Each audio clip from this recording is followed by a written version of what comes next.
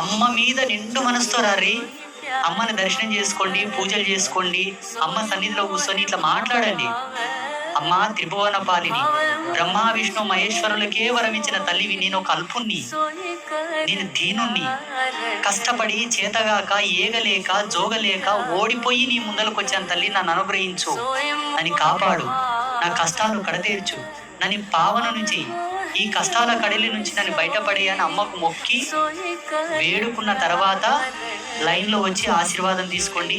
నా చేతితోటి ఏమి ఇస్తే అది కళ్ళకు కక్కుకొని తీసుకెళ్ళి నేను చెప్పిన పద్ధతి పాటించుకోండి, తప్పకుండా బాగైతుంది, దాని సందేహం లేదు.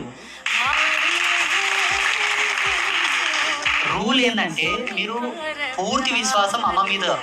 నేను కూడా ఉంటా, నేను ఎక్కడ పోను, ఉన్నదే పీఠాన్ని జగతికి పరిచయం చేయడానికి వచ్చిన, అమ్మని పరిచయం చేయడానికి వచ్చిన, అంధకారంలో కొట్టుమిట్టాడుతున్న కొంతమందిని జాగృతం